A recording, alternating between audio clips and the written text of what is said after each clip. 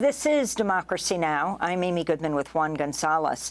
As we continue on Gaza, lawyers representing Germany at the International Court of Justice delivered their concluding remarks at The Hague today in a case brought by Nicaragua, which has accused Germany of facilitating the commission of genocide in Gaza by providing military and financial aid to Israel.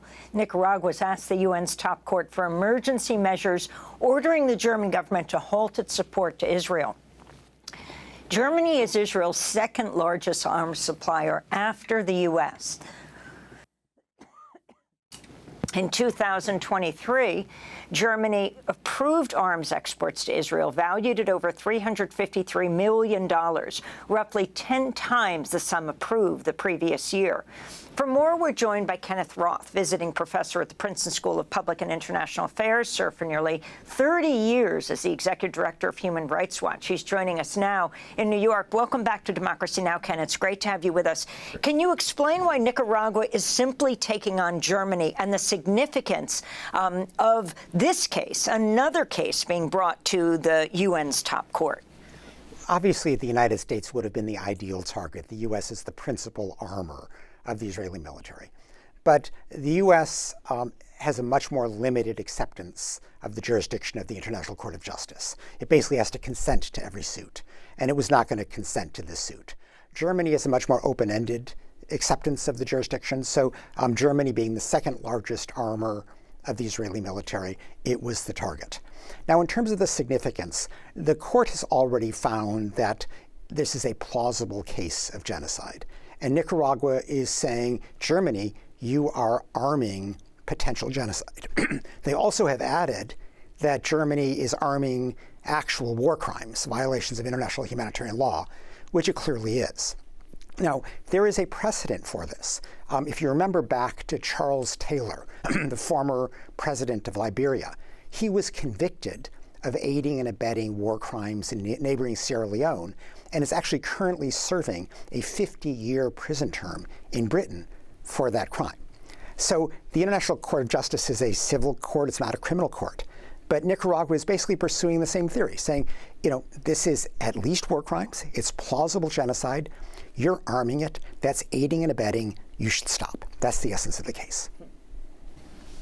I wanted to ask you, Kenneth, there were 40 Democratic members of Congress, including former House Speaker Nancy Pelosi, who have written to President Biden urging him to halt new arms transfers to Israel in the wake of the killing of the World Central Kitchen aid workers. What your sense of the prospects for possibly halting or at least significantly reducing U.S. arms shipments to Israel? Well, you know, one, that has been the line that Joe Biden has been unwilling to cross. He has spoken at this point quite eloquently, pushing Israel to stop bombing civilians, to allow more food and humanitarian aid into Gaza. But these, from Netanyahu's perspective, are just empty words because Joe Biden never backs them up with consequences. And the obvious consequence, the obvious huge leverage that the U.S. government has is the $3.8 billion in annual military aid it gives Israel and the regular shipment of arms, you know, almost every week in the course of this conflict. And Biden has not been willing to explicitly condition that aid, those arms sales, on ending the bombing and starving of Palestinian civilians. Now, we heard last week that in the private phone call with Netanyahu, Biden suggested that at some point in the future, this might be conditioned, you know, that U.S. relations will depend on how Israel responds. But it was all very vague. And of course, Netanyahu responded with equal vagueness. He says, okay, at some point, I'll open up the new crossing into northern Gaza to allow more food aid in, but that'll take a few weeks, and I'm not saying anything about whether I'll impose the same kind of obstructions in the north as I've imposed in the south, and I won't say anything about, you know, Israel's shooting at Palestinian police officers so that there's chaos when you try to distribute the food. You know, none of that is on the table. So in essence, Biden is not using this huge leverage, despite the pleas of an increasing number of lawmakers in Washington, you know, despite rapidly changing U.S. opinion polls saying Americans are tired of the U.S. actively supporting these war crimes, this plausible genocide in Gaza.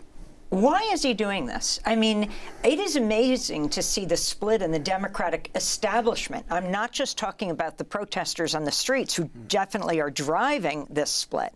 But, you know, you have now Senator Warren of Massachusetts saying she believes Israel's assault on Gaza meets the legal definition of genocide. You have Christopher Coons, who I consider a Biden whisperer, who is now talking about halting weapons sales to Israel. But you have Biden resisting, though he has talked about a ceasefire. Why is this so difficult for him? What do you think it would take, especially now that you have Netanyahu saying that he set the date certain for invasion of Rafah? He just won't tell us what that date is. Yes.